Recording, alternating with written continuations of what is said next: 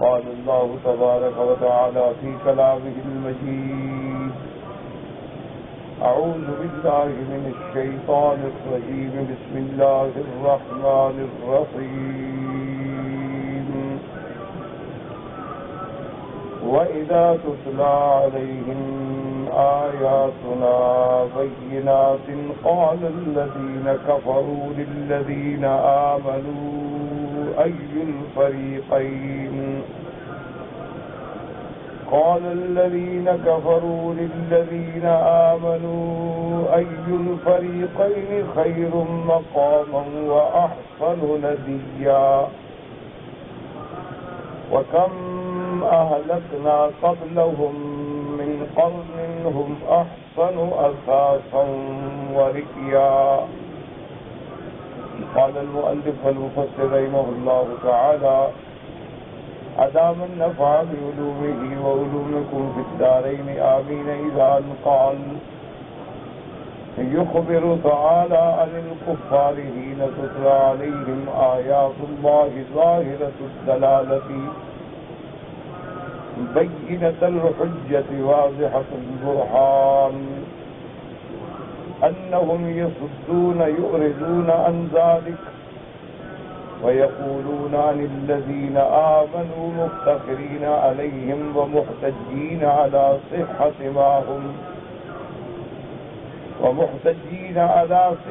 ما هم عليه من الدين الباطل بأنهم خير مقاما وأحسن نديا، أي أحسن منازل وأرفع دورا وأحسن نديا، وهو مجتمع الرجال للحديث، أي ناديهم أعمر وأكثر واردا وطارقا يعنون فكيف نكون ونحن بهذه المثابة على باطل. وأولئك الذين هم مختفون مستترون في دار الأرقم ابن أبي الأرقم ونهرها من الدور إلى الحق. اللہ تبارک و تعالی نے کلام مقدس کی ان آیات میں ارشاد فرمایا ہے کہ جب کفار پر مشرکین مکہ پہ اللہ کے قرآن کی آیات بینات کی تلاوت کی جاتی ہے اور اللہ کے قرآن کی آیات جو ہیں وہ بالکل واضح ہیں،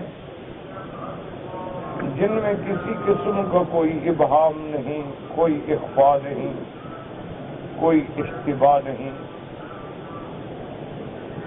بینۃ الحجت بالکل کھلی ہوئی دلیل ہے، واضحۃ البرہان بالکل ظاہر اور باہر دلیل ہے حق کی وضاحت کی۔ تو اب کفار کیا کرتے ہیں کہ یصدون ویعرضون عن ذلک، وہ لوگوں کو بھی روکتے ہیں اور خود بھی اعراض کرتے ہیں اور ایمان والوں کو کہتے ہیں فخر کرتے ہوئے اور اس بات کی دلیل دیتے ہوئے کہ دیکھو ہم حق پر ہیں، ہم جس دین پہ ہیں وہ دین صحیح ہے۔ دلیل کیا ہے کہ دیکھو تم سے ہمارے مکان بہتر ہیں، ہماری جائیداد بہتر ہے، ہماری مجالس بہتر ہیں، ہمارے قدم حشم دوست احباب جماعتیں بہتر ہیں، اور مسلمان تو چھپ رہے ہیں کبھی دار ارقم میں، کبھی کسی حویلی میں، مستضعفین ہیں اور جن کے پاس نہ دولت ہے نہ دنیا ہے نہ مال ہے نہ منال ہے، وہ کیسے حق پہ ہو سکتے ہیں؟ تو ہمیشہ یاد رکھیں کہ اللہ تبارک و تعالیٰ نے جب سرکار دو عالم کو بھیجا، سیدنا محمد الرسول اللہ صلی اللہ علیہ وسلم جب مبعوث ہوئے تو اب دو چیزیں تھیں جن پہ بحث ممکن تھی، بات کو سمجھے۔ ایک تو داعی کی ذات مبارک تھی، یعنی حضرت محمد الرسول اللہ صلی اللہ علیہ وسلم، اور دوسرا تھا ان کی دعوت۔ یہ دو چیزیں ہیں کہ جب حضور صلی اللہ علیہ وسلم پہ وحی آیا، قرآن آیا، آپ کو نبوت کے لیے اللہ تبارک و تعالیٰ نے سرفراز فرمایا اور آپ نے اللہ کے حکم کے مطابق آغاز دعوت فرمائی. آپ نے ابتدائی دعوت فرمائی، توحید کی دعوت دی، اسلام کی دعوت دی، دین حق کی دعوت دی. تو اب یاد رکھیں کہ دو چیزیں ہی قابل بحث ہیں. اصولاً آج بھی یہی بات ہے کہ اگر کوئی داعی جو ہے کسی مقصد کے لیے کھڑا ہوتا ہے، دعوت دیتا ہے، ایک جماعت کی طرف دعوت دیتا ہے، کسی کام کی طرف دعوت دیتا ہے، تو سب سے پہلے اس کی ذات کو دیکھا جاتا ہے کہ یہ دعوت دینے والا کیسا ہے، کہ سچا آدمی ہے، دیانتدار ہے، امانت والا ہے، باکردار ہے، با اصول ہے. پھر یہ دیکھا جاتا ہے کہ جس چیز کی طرف وہ دعوت دے رہا ہے وہ دعوت کیا ہے. یہ ایک بنیادی اصول ہے جو از اول تا آخر، جو ابتدائے آفرین سے لے کر اور قیامت تک کے لیے یہ بات واضح ہے. تو اب جب میرے آقا محبوب دو عالم، رحمت دو عالم، رحمت مجسم سیدنا محمد رسول اللہ صلی اللہ علیہ وسلم نے دعوت دی، تو اب سب سے پہلے تو ان کی ذات پہ نظر تھی نا، اپنوں کی بھی پرائوں کی بھی، دوستوں کی بھی، اغیار کی بھی اور اخیار کی بھی. لیکن ہزارہ کوشش کے باوجود دشمن کوئی حضور کی زندگی میں عیب نہ لگا سکے، بلکہ ان کو ہر حال میں اعتراف کرنا پڑا کہ محمد مصطفیٰ صادق بھی ہے، مخلص بھی ہے، امین بھی ہے، صادق الوعد بھی ہے، صاحب جمال بھی ہے، صاحب کمال بھی ہے، صاحب حسب بھی ہے، صاحب نسب بھی ہے. حضور کی ذات میں کوئی خامی نہیں تلاش کرتا. حتیٰ کہ صحیح روایات میں موجود ہے کہ جب میرے محبوب نے جبل صفا پر کھڑے ہو کر آپ نے تمام قریش کے بڑے بڑے سرداروں کو، بڑے بڑے قبائل کو بلایا، یا معاشر بنی ہاشم، یا بنو عبد المطلب، یا بنو فلان، یا بنو فلان، یا بنو فلان، سب دوڑے ہوئے آئے. سب سے پہلے حضور نے ان پہ اپنی ذات کو پیش فرمایا. آپ نے فرمایا کہ اے قریشی ہو، ہاشمی ہو، میں اگر تم لوگوں کو یہ خبر دوں کہ اس پہاڑ کے پیچھے تمہارا دشمن چھپا ہوا ہے اور وہ تم کو حملہ کرنا چاہتا ہے،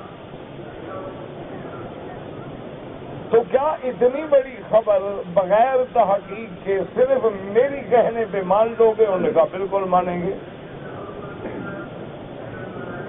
انہوں نے کہا حضور آپ فرمائیں گے تو بالکل مانیں گے. ما جربنا کا الا صادقا عادلا، ہم نے آپ کو ہمیشہ سچ کہنے والا پایا ہے،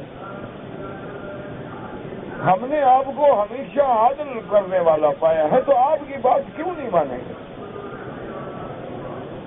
تو اب دیکھیں کہ سارے کے سارے دشمن سامنے کھڑے ہیں، رؤسائے قریش ہیں، صنادید کفر ہیں، لیکن حضور کی صداقت کی گواہی دے رہے ہیں.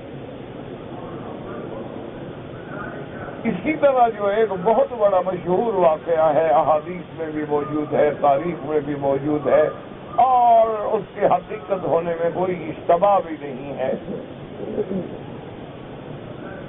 کہ قریش نے مل کر جب اللہ کا کعبہ بنایا، اس تعمیر میں میرے محبوب بھی شریک ہے. حضور صلی اللہ علیہ وسلم نے بھی کعبۃ اللہ کے پتھر اٹھانے میں، تعمیر فرمانے میں مدد کی قریش کی. کعبۃ اللہ کی تعمیر مکمل ہو گئی اب اس کے بعد سوال آیا حجر اسود کی تنصیب کا کہ حجر اسود کو لگانا ہے اپنی جگہ پر، کیونکہ کعبہ تو پہلے سے تھا، کعبہ تو سیدنا ابراہیم علیہ السلام اپنے دور میں بھی بنا چکے تھے۔ تو اب تنصیب حجر اسود کا جب موقع آیا تو قریش میں اختلاف ہو گیا، اور یہ عام طور پہ قبائلی سرداروں میں ایسی باتیں ہو جاتی ہیں، آج بھی ہوتی ہیں۔ ہر سردار جو ہے وہ قابل افتخار کام خود کرنا چاہتا ہے۔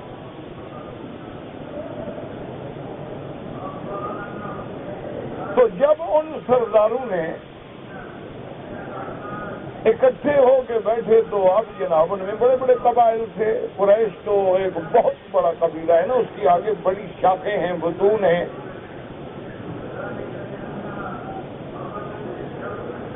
ان میں بڑے بڑے قبیلے کے سردار تھے۔ اس نے کہا کہ دیکھو اب کعبہ تو بن گیا لیکن حجر اسود میں رکھوں گا۔ دوسرے سردار نے کہا میں رکھوں گا، حتیٰ کہ ان کے درمیان خلاف ہو گیا، جھگڑا ہو گیا، لڑائی ہو گئی۔ اور تاریخی شواہد یہ بدلاتے ہیں کہ اس دور میں بھی قبائل کے جھگڑوں کا یہ عالم تھا کہ سب نے بڑے بڑے پیالے خون کے بھر کے ان میں ہاتھ ڈبوئے، اور اپنے ہاتھ ڈبونے کے بعد ایک دوسرے سے وعدہ کیا کہ ہم خون کی ندیاں بہہ جائیں گی لیکن حجر اسود ہم رکھیں گے، ہم چاہتے ہیں کہ قیامت تک یہ چیز ہمارے خاندان کے ساتھ رہے۔ یہ بہت بڑا اعزاز تھا، وہ معمولی سی بات تو نہیں۔ تو جب حد سے زیادہ بات بڑھی تو کچھ عاقل لوگوں نے، سمجھدار لوگوں نے کہا کہ دیکھو ایک اچھا کام کیا ہے تم نے، اللہ کا گھر بنایا ہے، اب اللہ کے گھر بنانے کے بعد فساد کر کے، جھگڑا کر کے، خون ریزی اور قتل اور یہ سی باتیں کر کے، وہ تو ساری تم اپنی اس عظمت کو ہمیشہ کے لیے خاک میں ملا رہے ہو۔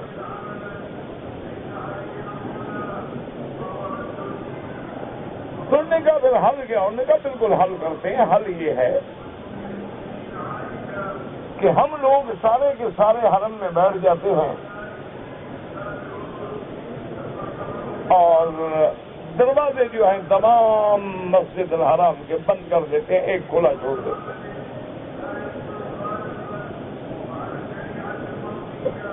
اور جو آدمی صبح کو سب سے اول اللہ کے گھر میں داخل ہو، جو بھی ہو، ہم نے کسی سے کہا تو نہیں ہے کہ تم آ جانا، ہم تو سارے یہاں بیٹھے ہیں، تو اول من دخل بالمسجد الحرام یکون حکما بیننا، وہ ہمارے اور تمہارے درمیان میں فیصلہ کر دے، وہ حکم ہو، اور جو فیصلہ کر دے قبول کر لو، یہ سمجھو کہ اللہ کا منشا یہی ہے، اللہ نے اسی کو بھیجا ہے۔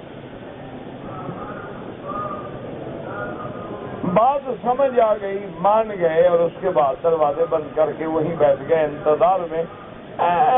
صبح کا وقت جب ہوا، صبح کی گھڑی جب آئی اور صبح کا نور اور صبح کی روشنی اور سہانی صبح کا آثار نمودار ہوئے، تو اول من دخل بالمسجد رسول اللہ صلی اللہ علیہ وسلم، حضور صلی اللہ علیہ وسلم داخل۔ تو جب ان کی نظر حضور میں پڑی نا، سب خوش ہو گئے، کہنے لگے اب شروع جاءکم الصادق الامین، مبارک ہو بھائی، مبارک ہو، ہماری قسمت میں فیصلے کرنے والا جو آ رہا ہے وہ سچا بھی ہے، امین بھی ہے۔ اب دیکھیں سارے گواہی دے رہے ہیں کہ محمد مصطفیٰ سچا بھی ہے اور امین بھی۔ اسی طرح سے میرے محبوب کا سب سے بڑا دشمن جو ہے وہ ابھی جہل ہے۔ دشمن تو سارے کافر ہیں لیکن دشمنیوں کی بھی سٹیج ہوتی ہے نا، کوئی عدو ہوتا ہے، کوئی شدید العداوہ ہوتا ہے، کوئی اشد عداوۃ، سب سے زیادہ شدید۔ ابھی جہل لعنہ اللہ جو ہے یہ وہ لوگوں میں ہے جو حضور کا سب سے بڑا دشمن ہے، جس کے بارے میں محبوب نے فرمایا کہ فرعونی اشد من فرعون موسیٰ، کہ میرے مقابلے پہ جو فرعون ہے نا ابھی جہل، یہ موسیٰ علیہ السلام کے فرعون سے زیادہ شدید ہے، کیونکہ فرعون جو تھا نا وہ بڑا متکبر بھی تھا، متجبر بھی تھا، فرعون ذی الاوتاد بھی تھا، ظلم کا سبل بھی تھا، لیکن جب پانی کا غوطہ لگا نا تو ساری شیخی نکل گئی، کہنے لگا آمنت برب موسیٰ و ہارون، میں تو ایمان لاتا ہوں موسیٰ اور ہارون کے رب پر۔ ایک ایک غوطہ لگا نا ساری خدائی شدائی ہوائی شوائی سب نکل گئی۔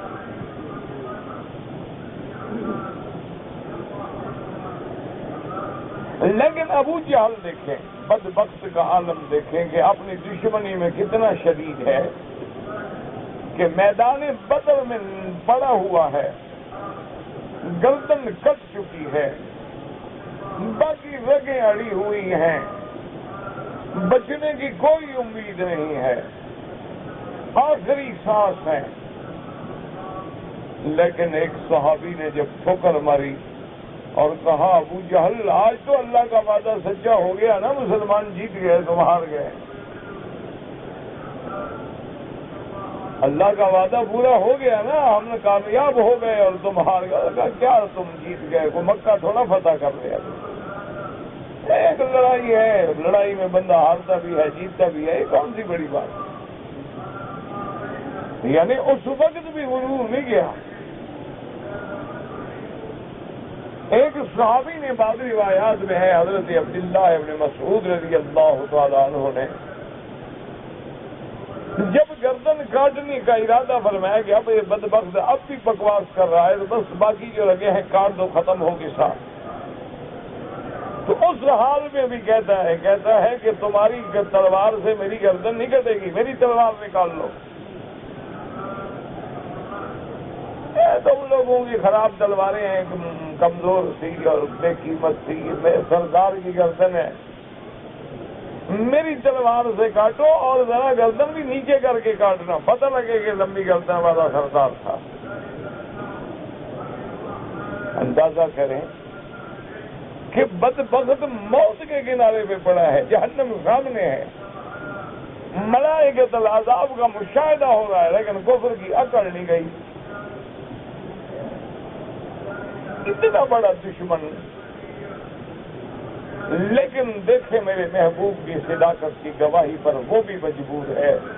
ایک سردار اس کا مہمان آیا، اس کو طواف کرا رہا تھا، ہاتھ میں ہاتھ ڈالے ہوئے، تو اس سردار نے پوچھا کہ مجھے پتہ لگا ہے کہ مکہ کی سرزمین میں ایک اللہ کے نبی پیدا ہوئے ہیں، محمد الرسول اللہ صلی اللہ علیہ وسلم، تم جانتے ہو؟ ابو جہل نے کہا کمال کرتے ہو، ہم نہیں جانتے، اور کون جانتا ہوگا، وہ تو ہمارے قبیلے قریش سے ہیں، شاخ بنو ہاشم ہے، ورنہ اصل تو قبیلہ ایک ہے ہمارا۔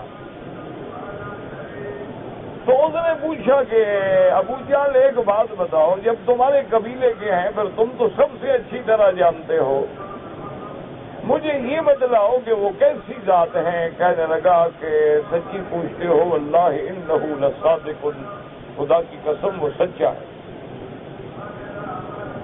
دیکھو دشمن ہے لیکن کہتا ہے واللہ انہ لصادق۔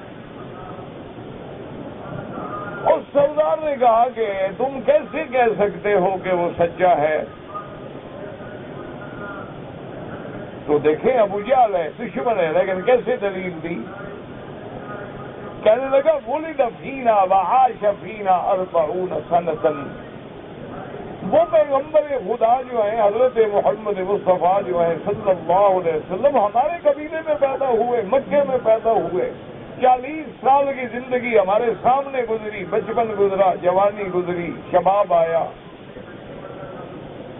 40 سال میں ما کذب علی انسان قط، اس نے کبھی کسی انسان پہ بھی جھوٹ نہیں بولا۔ تو جو بندہ کبھی کسی انسان پہ جھوٹ نہ بولے وہ خدا پہ کیسے جھوٹ بولے گا؟ کہ اللہ نے مجھے نبی بنایا ہے، نعوذ باللہ جھوٹ ہو تو خدا پہ جھوٹ بول رہا ہے نا۔ تو وہ خدا پہ کیسے جھوٹ بول سکتا ہے؟ سچا ہے۔ تو اس نے کہا ابو جہل جب مانتے بھی ہو کہ سچا بھی ہے، صادق بھی ہے، امین بھی ہے، تو پھر اس کی نبوت کو کیوں نہیں مان لیتے ہو؟ بات ختم کرو، پھر کیوں جھگڑا وگڑا ہے تمہارا؟ کہنے لگا بس یہ بات نہ پوچھو، ہمارا قبائلی جھگڑا ہے، منا امیر ومنہم امیر، کبھی ان کے خاندان کا بندہ حرم کا مکے کا سردار بن جاتا ہے، کبھی ہمارے خاندان کا سردار بن جاتا ہے۔ اب اللہ نے ان کو نبوتیں دی ہے، مقابلہ نبی تو بن نہیں سکتے۔ دیکھو یعنی ابو جہل کا بھی یہ خیال تھا کہ نبی بندہ خود نہیں بنتا جب تک اللہ نہ بنائے، یعنی مرزا قادیانی سے پھر بھی عقل رکھتا تھا، یعنی مرزا قادیانی نے تو نبوت کا دعویٰ کر دیا نا جی، اور پوری امت کو بے وقوف بنانے لگا کہ جی ولی بن سکتا ہے، صدیق بن سکتا ہے، شہید بن سکتا ہے، صالح بن سکتا ہے، ابرار بن سکتا ہے، اخیار بن سکتا ہے، نبی کیوں نہیں بن سکتا؟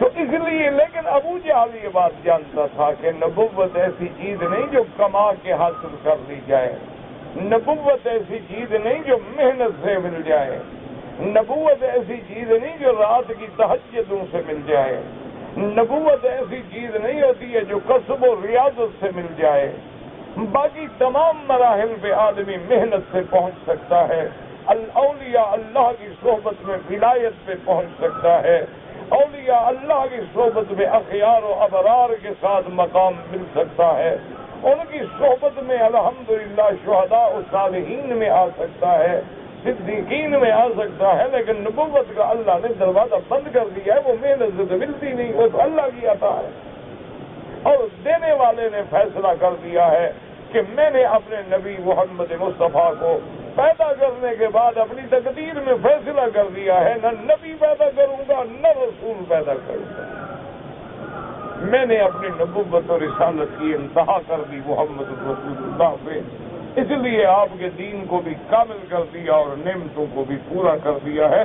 تو نبوت تو محبت والی چیز ہے، اور اللہ جس کو چاہتے ہیں، اللہ اعلم حیث یجعل رسالتہ، اور اللہ جانتے ہیں کہ میری رسالت کے تاج پہننے کا حقدار کون ہے۔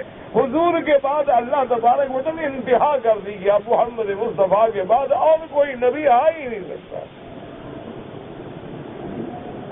لا نبی بعدہ ولا رسول بعدہ ولا معصوم بعدہ ولا کتاب بعد کتابہ ولا شریعت بعد شریعتہ۔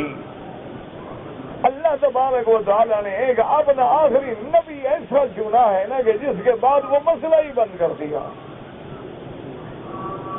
لیکن اللہ نے صالحین کا دروازہ تو بند نہیں کیا، وہ تو کمائی سے بنتا ہے آدمی، صدیقیت کا مقام جو ہے وہ تو محنتوں سے ملتا ہے، ولایت کا مقام جو ہے وہ تو محنتوں سے ملتا ہے، وہ صحبت اولیاء سے ملتا ہے، صحبت صدیقین سے ملتا ہے، صحبت صادقین سے ملتا ہے، اور صحبت اہل اللہ سے ملتا ہے۔ جب اصلاح ہوتی ہے باطن کی، جب اللہ بصر کے ساتھ بصیرت بھی عطا فرماتے ہیں، تو پھر آدمی کے وہ مدارج ہیں، وہ ترقی کرتا چلا جاتا ہے۔ لیکن نبوت تو ہے ہی عطا، جب دینے والے نے دروازہ بند کر دیا تو اب کون کھول سکتا ہے؟ تو اسی لیے ہمیشہ یاد رکھیں کہ ابو جہل جیسا آدمی بھی کہنے لگا کہ بات ٹھیک ہے، ہم نبی تو بن نہیں سکتے، یعنی مرزا غلام احمد قادیانی سے سمجھدار ہوا نا، خیر سمجھدار تو مرزا بھی تھا، اس کو بھی پتا تھا کہ میں کوئی اللہ کا نبی تھوڑا ہوں، وہ بھی جانتا تھا کہ میں انگریزی نبی ہوں، وہ بھی کوئی پاگل نہیں تھا۔ اس سے جب پوچھا گیا نا کہ جی نبی پر تو وحی آتی ہے، فرشتہ آتا ہے، انہوں نے کہا میرے پاس بھی آتا ہے۔ انہوں نے کہا اللہ کے نبی کے پاس جو فرشتہ آیا اس کا نام جبرائیل ہے، تمہارے فرشتے کا؟ اس نے کہا میرے فرشتے کا نام ٹیکی ہے۔ نا انگریزی فرشتہ ہے نا، بات تو ٹھیک ہی، اس نے جھوٹ تو بولا نہیں کہ نبی انگریزی تو فرشتہ بھی انگریزی۔ اللہ کے پاس جو نبی کے فرشتے آتے تھے وہ قرآن لاتے تھے، اور اس کے بعد ویسرائے کی تعریف کے سارے دستاویز لاتے تھے۔ تو اس لیے ہمیشہ یاد رکھیں تو اس سے ابو جہل بھی انکار نہ کر سکا محمد مصطفیٰ نے، اس لیے حضور چیلنج کرتے ہیں قرآن میں. آپ نے فرمایا وَلَبِثْتُ فِيكُمْ، آپ نے فرمایا مکے والوں میں نے تم میں زندگی گزاری ہے، ایک دن نہیں، 2 دن نہیں، سنین، میں نے سال گزارے ہیں. تم میرے کردار سے، میرے کمال سے، میرے تمام باتوں سے واقف ہو. تو اب حضور کی ذات میں کوئی اعتراض نہ کر سکے. اب دوسری بات تھی حضور کی دعوت کی کہ جب حضور نے فرمایا قولوا لا الہ الا اللہ، آپ نے فرمایا میں یہی دعوت دینے آیا ہوں، میں تم لوگوں کو ان معبودان باطل سے چھڑانے آیا ہوں، میں تم کو غیروں کی غلامی سے بچانے آیا ہوں، میں تم کو در در کے سجدے کرانے سے بچانے کے لیے ایک دروازے کی طرف دعوت دینے آیا ہوں. قولوا لا الہ الا اللہ تفلحوا، تم کامیاب ہو جاؤ گے، فیض یاب ہو جاؤ گے، عرب عجم تمہارے قدموں میں گر جائیں گے.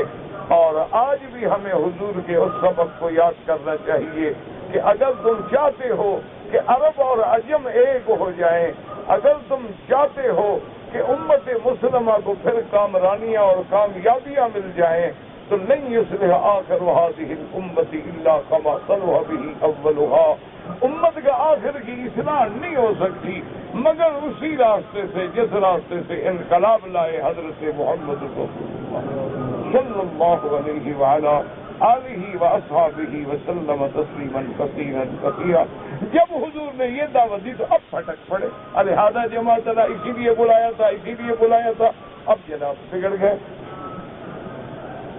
تو اس لیے اب قرآن یہ کہتا ہے کہ اللہ کے نبی پر بھی اعتراض نہ کر سکے. اور دعوت جو ہے اور وہ جو ہم نے قرآن اتارا، اچھا اب کبھی کہنے لگے یہ شاعری ہے، کبھی کہیں نہیں جادو ہے، کبھی کہیں نہیں حضور خود بتاتے ہیں، کبھی نہیں حضور سیکھتے ہیں ایک آدمی سے پھر سناتے ہیں، اور کبھی کہہ دیں گے نہیں یہ پرانے زمانے کی قصے کہانیاں ہیں اساطیر الاولین، اور کبھی کہیں لو نشاء لقلنا مثل ھذا، اگر ہم چاہیں تو ہم بھی قرآن کی طرح بات کہہ سکتے ہیں، ہم بھی عرب ہیں.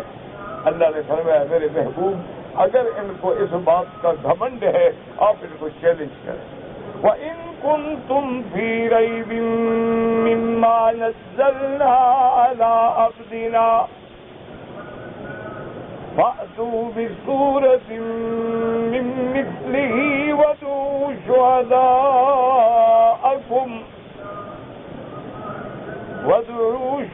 شُهَدَاءَكُم مِّن دُونِ اللَّهِ إِن كُنتُمْ صَادِقِينَ. اللہ نے فرمایا میرے محبوب گھبرانے کی بات نہیں، آپ ان کو چیلنج کریں، آپ ان کو کہیں کہ مکے والوں تم بھی ادیب ہو، بڑے عربی والے ہو، تمہارے پاس بھی فصحاء ہیں، بلغاء ہیں، شعراء ہیں، تمہارے پاس بھی بڑے بڑے صاحب لسان ہیں. تو اگر تمہیں شک ہے کہ یہ قرآن میرا اپنا کلام ہے، یہ اللہ کا کلام نہیں ہے، تو آؤ میں چیلنج کرتا ہوں تم بھی اللہ کے قرآن کے مقابلے پہ کوئی ایک صورت تو بنا کے لے آؤ،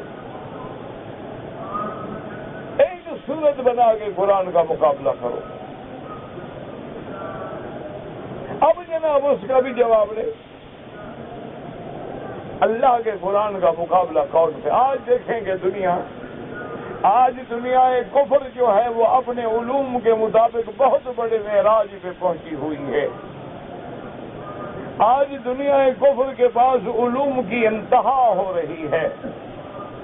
آج انہوں نے افلاک پہ ڈورے ڈال رکھے ہیں، آج انہوں نے چاند کو مسخر کر دیا ہے، آج انہوں نے افلاک کی فضاؤں میں اپنے اڈے قائم کر لیے ہیں، لیکن قرآن کے مقابلے پہ آج بھی کوئی ایک صورت نہیں بنا سکا.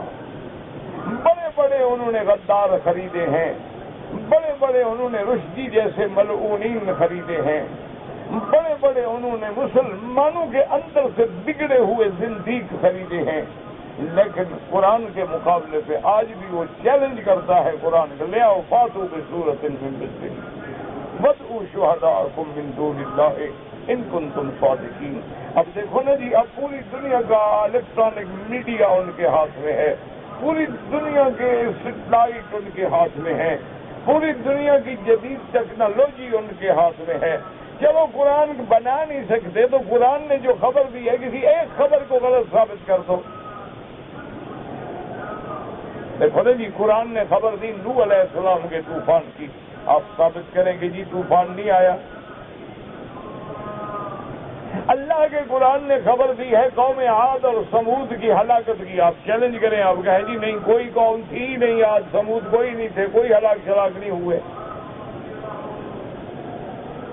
اللہ کے قرآن نے خبر دی ہے انبیاء نے سیدنا موسیٰ علیہ السلام، جس کے ماننے والے آج بھی دنیا میں یہودی موجود ہیں۔ اللہ نے حضرت موسیٰ علیہ السلام کی پیدائش، ان کا دریا میں جانا، فرعون کے گھر میں آنا، فرعون کے گھر میں جوان ہونا، ان کے ہاتھوں سے گپتی کا مارا جانا، ان کا مدائن کی طرف ہجرت فرمانا، پھر حضرت شعیب کی بیٹی سے نکاح ہونا، پھر کوہ طور پہ آنا، اللہ نے نبوت و رسالت کے لیے منتخب فرمانا، پھر فرعون کے پاس بھیجنا، ساحرین کا مقابلہ، فرعون کا مقابلہ، پھر اللہ نے جو آیات بینات دی اور انجام موسیٰ علیہ السلام کو نجات دی اور فرعون کو اس دریائے نیل میں غرق کر دیا۔ اگر ان میں ایک خبر بھی غلط ہے تو چیلنج کرو، چیلنج کرو نا، تمہارے پاس تو وسائل ہیں، تم تو ایک سیکنڈ میں بیٹھے ہوئے لہروں کے ذریعے فوٹو منتقل کر لیتے ہو، تمہارے پاس تو وسائل ہیں کہ آدمی پھولنے والا اس وقت دنیا کے کس خطے میں، کس سرزمین میں، کس شہر میں، کس ایریے میں اور کس جگہ بیٹھا ہوا ہے۔ جب تمہارے پاس اتنے وسائل ہیں تو ایک خبر کو تو چیلنج کرو نا کہ اللہ کے قرآن کی یہ خبر ٹھیک نہیں ہے۔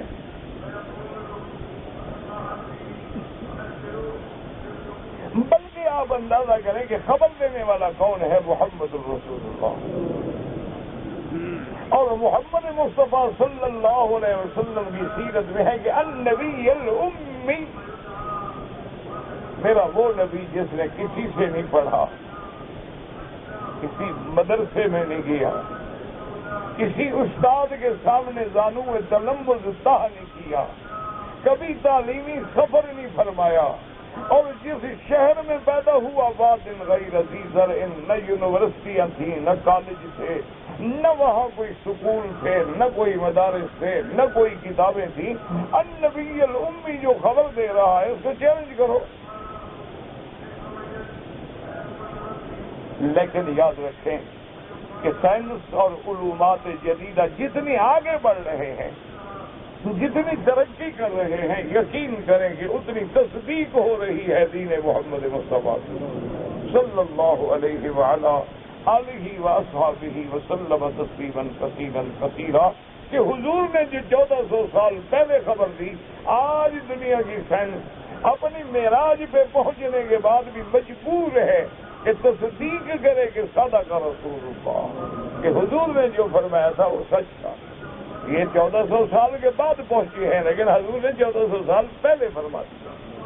اس لیے آپ دیکھ لیں دنیا میں علماء نے کتابیں لکھی ہیں، سائنس اور قرآن کے تقابل پہ کتابیں لکھی ہیں، بائبل اور قرآن کے مقابل پہ تقابل پہ کتابیں لکھی ہیں، علوم جدیدہ پہ اور قرآن کے مقابلے پہ کتابیں لکھی ہیں، اور اس میں انہوں نے باقاعدہ دلائل سے حوالے دیے ہیں کہ بڑے بڑے ڈاکٹروں نے، بڑے بڑے زراعت کے ماہرین نے، بڑے بڑے بحریہ کے خبراء نے، سب نے تصدیق کی کہ جو حضور نے خبر دی صدق رسول اللہ صلی اللہ علیہ وسلم، حضور نے سچ کہا۔ ایک بہت بڑا گائنی کا ڈاکٹر ہے، مانا عورتوں کی بیماریوں کا، ولادت کا، زچہ بچہ ہے جس کو آپ کہتے ہیں، اس کا بہت بڑا یعنی ورلڈ فیم آدمی ہے، جس کی کتابیں باقاعدہ میڈیکل کالجوں میں پڑھائی جاتی۔ اس نے کہا کہ میں نے ایک مسلمان سے، میرا ایک دوست تھا مسلمان، ویسے کہ میں اس کے پاس ملنے کے لیے گیا تو وہ اپنی کتاب یعنی قرآن پڑھ رہا تھا۔ اور قرآن پاک کا وہ آیات مبارک پڑھ رہا تھا جس میں اللہ نے فرمایا ہے کہ پہلے ہم نطفہ پیدا ہوتا ہے، اس کے بعد علقہ بنتا ہے، علقہ کے بعد مضغہ بنتا ہے، اس کے بعد ہڈیاں بنتی ہیں، پھر ہڈیوں پہ گوشت چڑھایا جاتا ہے، پھر اس میں اللہ تبارک و تعالیٰ اپنی قدرت سے روح پھونکتے ہیں۔ یہ ساری آیات پڑھ رہا تھا تو میں نے جب سنا تو کچھ تھوڑا تھوڑا مجھے اندازہ ہوا، تو میں نے کہا بھی ان آیات کا ترجمہ مجھے انگریزی میں بتاؤ، یہ کیا پڑھ رہے ہو؟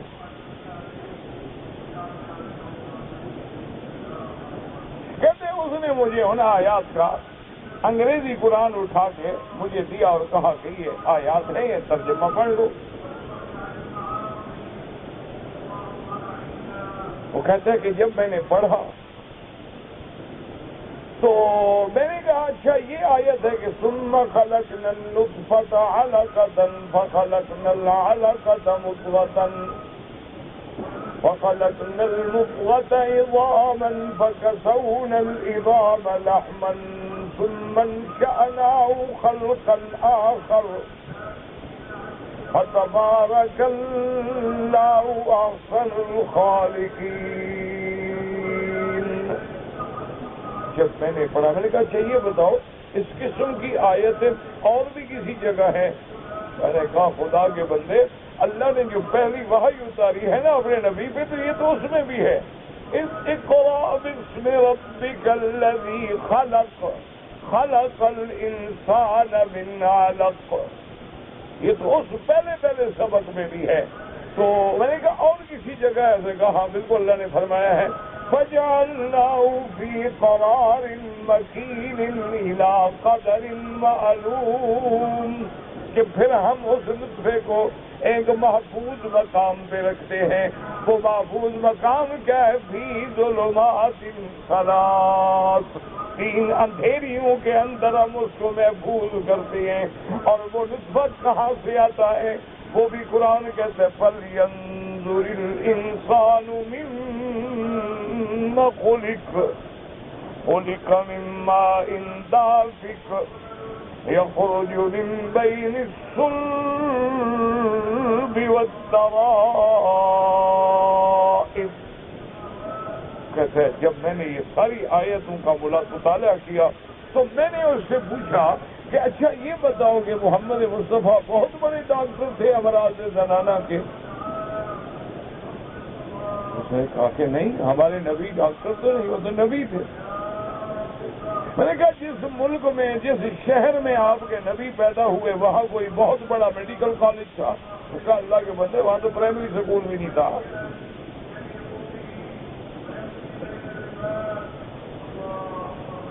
اس نے کہا کہ پھر یہ اس نے خبر کیسے دی کہ میں اس فن کا ڈاکٹر ہوں، میں نے پی ایچ ڈی کیا ہے، میری زندگی اس میں گل گئی ہے، میں ابھی اس مقام پہ نہیں پہنچا جہاں یہ قرآن پہنچا رہا ہے۔ تو مجھے یہ ٹھیک بتاؤ۔ میں نے کہا ٹھیک کیا بتائیں؟ سیدھی سی بات ہے کہ حضور مکے میں پیدا ہوئے، وادی غیر عزیز ان میں بعض الامیین رسولہ، جس قوم میں پیدا ہوئے وہ قوم بھی جاہل ان پڑھ قوم تھی، اور نہ کتاب تھی نہ کوئی سکول تھا، کالج تو بڑی بات ہے، وہاں تو کوئی ابتدائی سکول بھی نہیں تھا۔ اس نے کہا اچھا مجھے قرآن دے دو، لیکن ایک بات یاد کرو کہ جہاں جہاں تعلق ہے نطفے کا، پیدائش کا، انسان کی پیدائش کا، مراحل تخلیق انسانی کا، اطوار انسانی کا، ان پہ نشان لگا کے مجھے دے دو، وہ آیات میں دیکھنا چاہتا ہوں۔ وہ کہتے ہیں میں نے نشان لگا کے دے دیے، میں پڑھتا رہا۔ ایک ہفتے کے بعد میں اس دوست کے پاس گیا، میں نے کہا مجھے کسی اسلامک سینٹر میں لے چلو۔ اس نے کہا کیوں؟ نے کہا میں کلمہ پڑھنا چاہتا ہوں۔ بس مجھے سمجھ آ گیا اسلام سچا ہے۔ تو اس لیے وہ آپ اندازہ فرمائیں، مکے میں اسی جگہ دار الندوہ میں یہ باب الفتح کے قریب ایک جگہ تھی جس کا نام دار الندوہ تھا. یہاں مکے والے بیٹھتے تھے, ان کی مجلس کا مقام تھا. بڑے بڑے سردار اکٹھے ہوتے, مجلس کرتے, فیصلے کرتے, آپس میں ملتے. وہاں اکٹھے ہوئے کہنے لگے کہ بھائی حج کا موسم آ رہا ہے. حج تو ان کے زمانے میں بھی ہوتا تھا نا,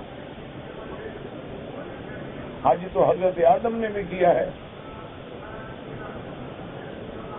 اور ہر پیغمبر نے تقریباً حج فرمایا ہے. اور قریش تو باقاعدہ حج پہ جاتے تھے, باقاعدہ قافلوں کی شکل میں جاتے تھے, احرام باندھتے تھے, لبیک پڑھتے تھے, مینا جاتے, مزدلفہ جاتے, عرفات جاتے, قربانیاں کرتے.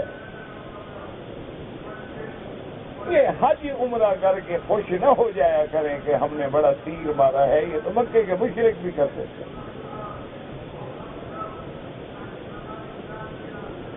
آج کل ہوتا ہے نا, آدمی نے عمرہ کر لیا ہے, حج کر لیا, وہ سمجھتے ہیں بس اب آسمان سے باقی میٹر 2 میٹر کا فاصلہ رہ گیا ہے, میرے مدارے سارے بلند ہو گئے.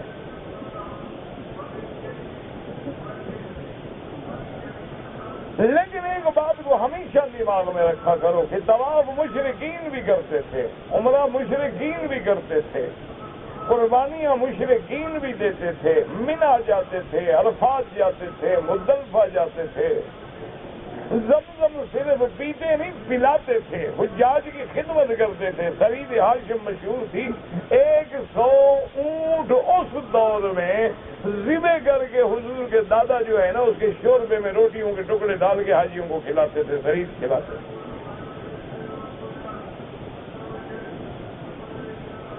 یہ آج تک ہمارے پٹھان بھائیوں میں بھی یہ اس قسم کا کھانا بڑا مشہور ہوتا ہے.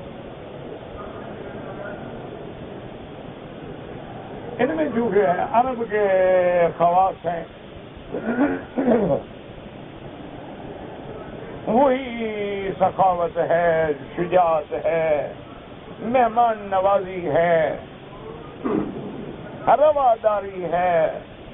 کسی کو پناہ دے دیں تو اس کے لیے قربانیاں دے دیتے ہیں. ان میں بڑی وہ خصائص ہیں جو عرب سے تھے. تو اب جناب دیکھیں کہ یعنی اتنے بڑی, اس لیے اس بات پہ نہ اترایا کرو, دعا کرو کہ اللہ ہمارے عقیدے درست کر دے. کعبۃ اللہ میں آئے ہو نا, اور یاد رکھو جس دور میں ہم گزر رہے ہیں اب اصلاح کا ایک ہی حل ہے کہ تلاوت قرآن کرو, طواف کرو, نمازوں پہ زور دو, اور کوئی اللہ والا مل جائے تو اس کی صحبت اختیار کرو. لیکن اللہ والے کی پہچان کیا ہے کہ وہ متبع ہو سنت محمد الرسول اللہ صلی اللہ علیہ وسلم. ان کی کرامات پہ نہ جایا کریں, ان کے احوال پہ, بس ان کے ہر قدم پہ نظر رکھیں. اگر وہ مطابق سنت رسول اللہ ہے تو سبحان اللہ, ورنہ کوئی حل نہیں, اصلاح کا رستہ کوئی نہیں. تو اس لیے سب سے پہلے اللہ تمہیں کعبے میں لایا ہے, مکے مدینے میں لایا ہے. جب تنہائی کا موقع ملے نا, رات ہو دن ہو, جب علیحدہ ہوں, اکیلے ہوں اور کوئی نہ ہو, بس 2 رکعت نماز اسی نیت سے پڑھ کے اللہ کے دربار میں توبہ کریں اور درخواست کریں کہ میرا مولا میں تیرا عاجز بندہ ہوں, ضعیف ہوں, گناہگار ہوں. تو نے اگر رحمت کر کے اپنے کعبے میں بلا لیا ہے, مہربانی کر اب اپنے صحیح دین پہ چلنے کا راستہ بھی دے دے. بس کہ یہی وہ مکہ ہے جس میں تیرا نبی پیدا ہوا ہے, یہی وہ مکہ ہے جہاں سب سے پہلے جبریل وحی لے کے آیا ہے, یہی وہ جبل صفا ہے جہاں میں دوڑتا ہوں. اسی جگہ کھڑے ہو کے حضور نے دعوت توحید دی ہے. مہربانی فرما اب میری آنکھیں کھول دے, میرا سینہ کھول دے, اور مجھے بالکل صحیح دین جو تیرا نبی لایا ہے اسی پر چلنے کی توفیق عطا فرما. بس یہ دعا مانگو, اور اس کے بعد جناب یہ ہے انشاءاللہ پھر طواف میں اور قرآن کی تلاوت میں زور لگائیں. آپ دیکھیں گے, دیکھو نا, مانگو گے تو ملے گا نا. آج کل تو آدمی بچہ روئے نا تو ماں بھی دودھ نہیں دیتی. آج کی مائیں تو خیر ویسے ہی نہیں دیتی, روتا ہے تو رونے دو, خاوند کس کام آئے گا. اٹھائے, کھلائے اور پلائے, اس کو لے جائے, کو فیڈر کیڈر پکڑوائے ہاتھ میں. انا للہ و انا الیہ راجعون. لیکن بات یہ ہے کہ ہمیں تو مانگنا سکھلایا گیا ہے نا کہ اہدنا الصراط المستقیم. لیکن مانگنے کا یہ طریقہ نہیں ہوتا کہ ادھر تو کہو ایاک نعبد و ایاک نستعین, اور ادھر کہو کہ یا علی مدد, یا خواجہ مدد, یا داتا مدد, یا پیر غازی بابا مدد, یا شعبات قلندر مدد. اللہ فرماتا ہے منافق نہ بن. ادھر کہتے ہو ایاک نستعین, اب مانگ دوسروں سے رہے ہو, جاؤ مجھے تمہاری کوئی ضرورت نہیں. پھر اللہ ٹھکرا دیتے ہیں ایسے بندوں کو, ساری زندگی اور وہ بھٹکتے رہتے ہیں, ہدایت ملتی ہی نہیں. اس لیے اللہ سے دعا مانگو, اور جب دعا مانگو گے یقین سے, اخلاص سے, روز سے, اکیلے میں, کوئی تمہیں دیکھنے والا نہ ہو اللہ کے سوا, پھر انشاءاللہ دیکھو کہ چند دنوں کے اندر اللہ تیرے سینے کو کھولتا ہے کہ نہیں کھولتا ہے. تمہیں حق اور باطل کی پہچان ہوتی ہے کہ نہیں ہوتی ہے. تو اس لیے میں عرض کر رہا تھا کہ مشرکین بیٹھے تھے, کہنے لگے بھی حج آ رہا ہے, لوگ آئیں گے حج پہ, اور جب لوگ آئیں گے وہ پوچھیں گے کہ محمد رسول اللہ کے بارے میں, تو اب کوئی کہے کہ وہ شاعر ہے, اور کوئی کہے وہ ساحر ہے, کوئی کہے وہ کاہن ہے, اور کوئی کہے وہ معلم مجنون ہے, کوئی کہے دیوانہ ہے, کوئی کہے نعوذ باللہ ثم نعوذ باللہ جھوٹ بولتا ہے. تو لوگ کہیں گے یہ سارے کہنے والے پاگل ہیں, کسی بات پہ ان کا اتفاق ہی نہیں. کوئی کچھ کہتا ہے, کوئی کچھ کہتا ہے. تو اس لیے ہمیں چاہیے کہ ہم مل کے ایک فیصلہ کریں کہ جس سے بھی پوچھیں وہی بات بتائی جائے. ولید بن المغیرہ بیٹھا تھا, یہ بہت بڑا سردار تھا مکے کا, اور بہت بڑا دولت مند آدمی تھا. طائف سے لے کر مکے تک اس کے باغات تھے, جائیدادیں تھی, پیسہ تھا, اولاد تھی. یہ حضرت خالد کا والد ہے. وہ کہنے لگا, قریش سے کہنے لگا کہ ایسا کرو کہ تم جانتے ہو کہ میں کلام عرب کو بھی سمجھتا ہوں, شعراء کے کلام کو بھی سمجھتا ہوں, میں کاہنوں کی کلام کو بھی جانتا ہوں, شاعروں کو بھی جانتا ہوں, ساحروں کو بھی جانتا ہوں. تم لوگ یہی بیٹھو, میں جاتا ہوں محمد مصطفیٰ کے پاس, پہلے مل کے بات کرتا ہوں, اس کے بعد آگے پھر فیصلہ کرتے ہیں. انہوں نے کہا بالکل ٹھیک ہے. حضور کی خدمت میں آگے کہنے لگا کہ یا محمد صلی اللہ علیہ وسلم, مجھے تیری قوم کے سارے سرداروں نے نمائندہ بنا کے بھیجا ہے, میں آپ سے بات کرنا چاہتا ہوں. حضور نے فرمایا ٹھیک ہے. اس نے کہا حضور آپ نے کیا کیا؟ صفحت احلامنا وکذبت آباءنا وترکت آلہتنا. انہوں نے کہا حضور آپ نے کمال کیا ہے کہ آپ نے ہم سب کو بے وقوف بنایا ہے, ہمارے باپ دادے کو بھی پاگل سمجھا, ہمارے خداؤں کو بھی جھوٹا بنا دیا. جب ہم غلط ہیں ہمارے باپ دادا بھی غلط, ہم تو انہی کے طریقے پہ ہیں نا. تو آپ نے سارے خاندان کو آپ نے جھٹلا دیا, سب کو جھوٹا قرار دے دیا ہے, یہ کیا بات ہے؟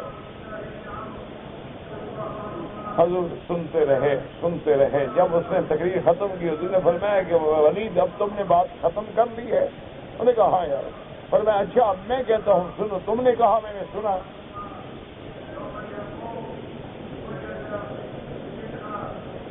حضور صلی اللہ علیہ وسلم نے کھڑے ہو کے تلاوت کی, حامیم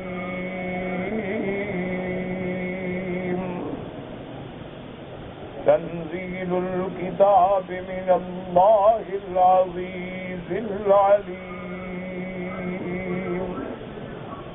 اللہ کا قرآن حضرت نے جب پڑھنا شروع کیا نہیں, ابھی چند آیتیں پڑھی, ولی دے گا بس یا رسول اللہ بس, اب آگے نہ پڑھے, بس کاف کیا.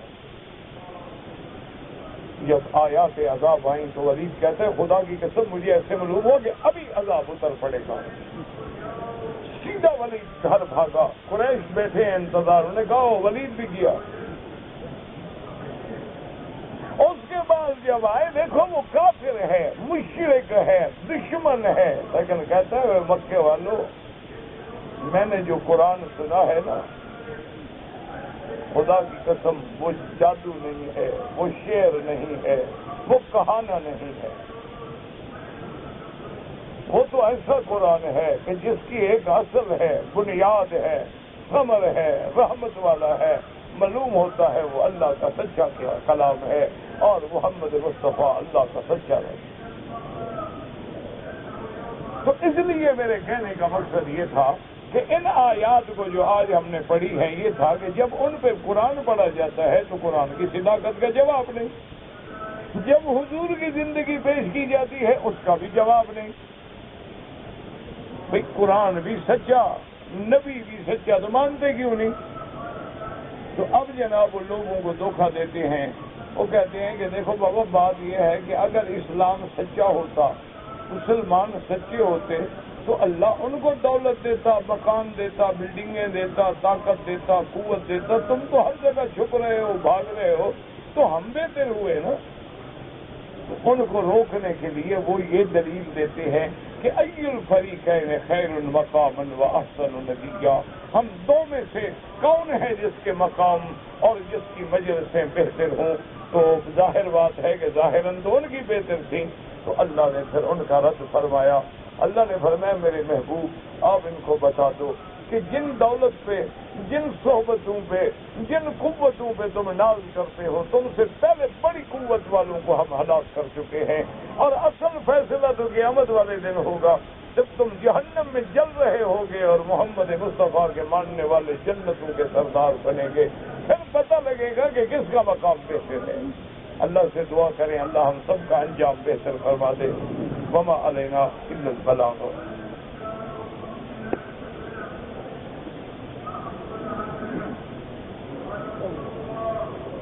کہتے ہیں جی کہ شراب کا تو قرآن میں ذکر ہے کہ حرام ہے، لیکن کیا افیون کا بھی قرآن میں ذکر ہے کہ حرام؟ تو یعنی تم صرف قرآن مانتے ہو اور کچھ نہیں مانتے. پہلے تو یہ فیصلہ کرو نا کہ کیا قرآن ماننے سے آدمی مسلمان ہو سکتا ہے اگر حدیث کا انکار کرے، اگر اجماع کا انکار کرے؟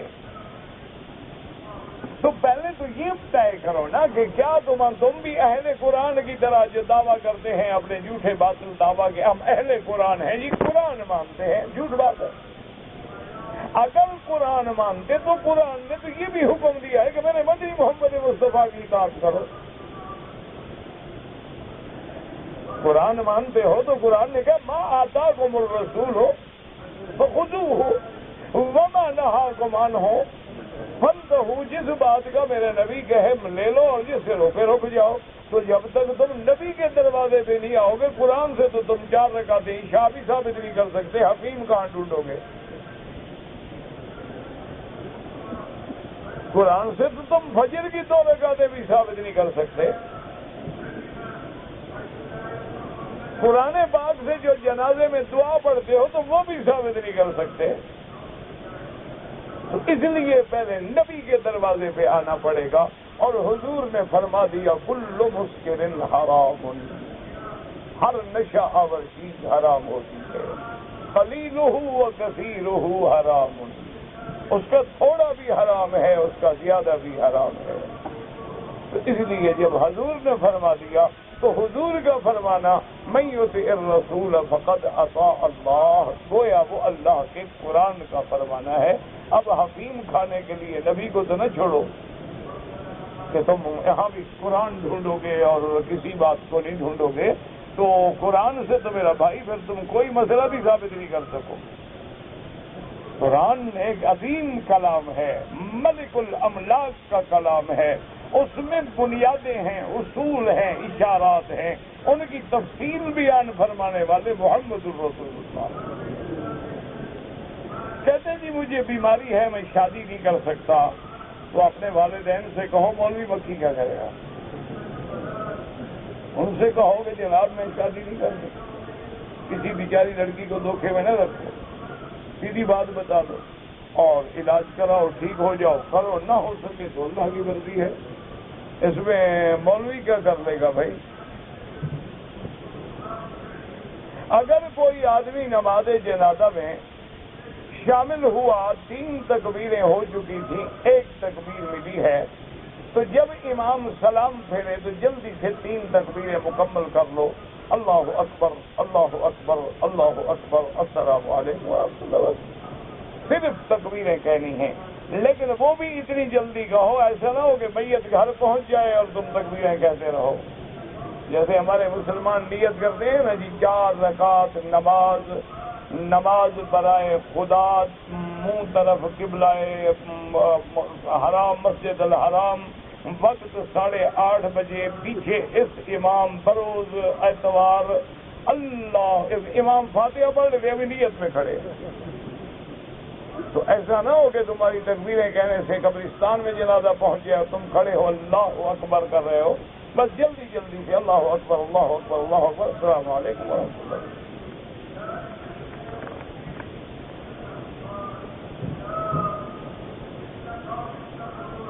کہتے جی میں جدے سے حج کے 3 دن پہلے آ گیا تھا، پھر میں نے 8 تاریخ کو روم سے احرام باندھا۔ روم یعنی آپ روم گئے تھے، شام یعنی؟ اچھا، روم کا معنی کمرہ ہوتا ہے، اچھا، تو آپ انگریزی کا کیوں روک ڈالتے ہیں اس سے؟ کمرہ لکھ سکتے تھے، ضروری تم نے روم کہنے، یہ بھی شکر ہے روم کہا، بیڈ روم نہیں کہا، ڈرائنگ روم نہیں کہا، بیڈ روم نہیں کہا، ڈائننگ روم نہیں کہا، ریسٹ روم نہیں کہا۔ تم سے مجھے انگریزی زیادہ الحمدللہ آتی ہے، لیکن دشمن کی زبان ضرور بولنی ہے، اپنی زبان بولا کرو۔ آپ فرینچ میں جائیں، مجال ہے، وہ انگریزی جانے گا، بولے گا نہیں۔ جرمن کے پاس جائیں، آپ انگریزی پڑھا ہے، بول سکتا ہے، نہیں بولے گا، کہتے میں گونگا ہوں، میری زبان نہیں ہے کہ میں دوسروں کی زبان بولوں، ضرورت ہے پڑھ لیتے ہیں، ٹھیک ہے، لیکن اپنی اپنی زبان ہے، اس کی اہمیت دو۔ بہرحال آپ نے جناب اپنے کمرے سے احرام باندھا، آپ کو احرام باندھنا چاہیے تھا حج کا جدے سے، آپ نے غلطی کی، دم ادا کریں۔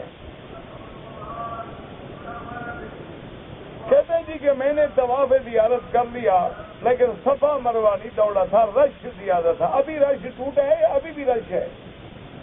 حج کو گزرے ہوئے 8 مہینے گزر گئے، تمہارا رش گزرا کہ نہیں گزرا؟ بہرحال طواف نفل کر کے صفا مروہ بھی دوڑو اور ایک بکری دم بھی ادا کرو۔ جب آدمی عمرہ کرے گا تو پہلے 3 چکروں میں دایاں کندھا نکالنا بھی سنت ہے اور رمل بھی سنت ہے، نہ ہو تو پھر بعد میں ضرورت نہیں ہے۔ کہتے جی قرآن پاک میں اگر عربی کلام جو ہے اس کو پڑھیں یا ترجمہ پڑھنے میں وہی ثواب ہے، بالکل نہیں۔ عربی کلام جو اللہ نے اتارا ہے محمد مصطفیٰ پر، اس کی تلاوت میں ثواب ملے گا، ترجمہ کا الگ ایک ثواب ہے، لیکن ترجمہ قرآن تو نہیں نا۔ کہتے جی کہ عربی زبان کے الفاظ صحیح ادا نہیں ہو سکتے، یہ انگریزی تو تم ایسے بولتے ہو جیسے دریائے ٹیم سے دھلی ہوئی ہو، تو اگر تم منہ ٹیڑھا کر کے انگریزی بولنا سیکھ گئے ہو تو کسی عالم کے بعد بیٹھ کے قرآن پڑھنا بھی سیکھ لو۔ ربا کو قرآن نے حرام کہا ہے، بالکل حرام کہا ہے، باقی بہانے بنانا کہ اس میں انٹرسٹ ہے اور اس میں سروس چارجز ہیں، یہ سب بہانے ہیں، ہر حال میں ربا حرام ہے، تفصیل دیکھنی ہے تو کتب فقہ میں دیکھیں۔ بینک میں ملازمت کرنا جائز نہیں، اگر ملازمت ہے تو دوسری جگہ تلاش کرو، جب مل جائے تو چھوڑ دو، مجبوری ہے۔ میں پاکستان سے باہر کام کرتا ہوں، جب پاکستان جاؤں والدین کے پاس، وہ تمہارا وطن اصلی ہے، وہاں نماز پوری پڑھو گے، وہاں مسافر تھوڑے ہو۔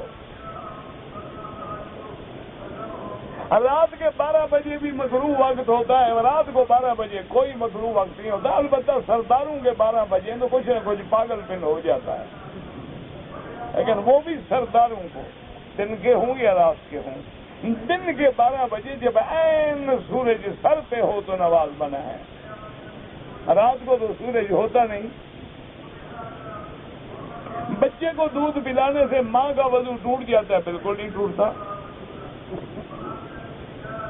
اگر بچے کا یعنی کپڑا بدلنے کے لیے ماں نے ہاتھ میں کوئی بات نہیں، بدلنے وضو نہیں ٹوٹتا، ہاتھ دھو لے۔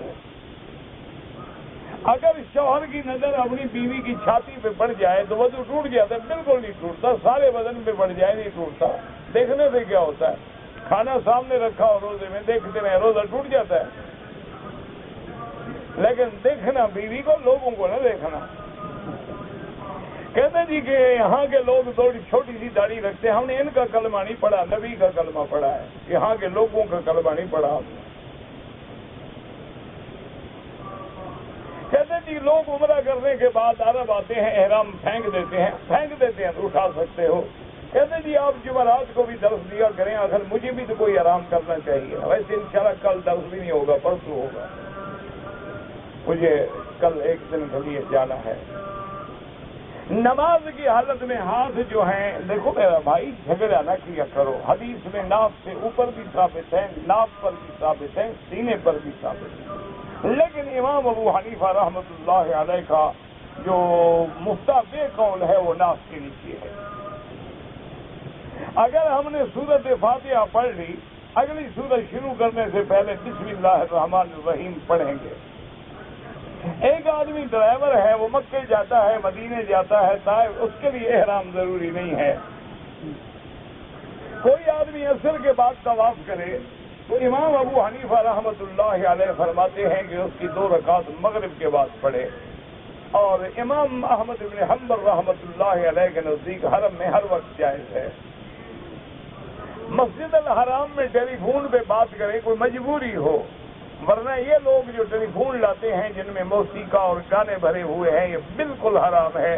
اپنی نمازیں بھی برباد کرتے ہیں اور لوگوں کی نمازیں بھی برباد کرتے ہیں، اور جن جن لوگوں کی نماز میں تمہارے گانے سے خلل ہوگا، قیامت میں سب کا گناہ تیرے سر پہ ہوگا۔ صلی اللہ تعالی علی خیر خلقہ سیدنا محمد و آلہ وصحبہ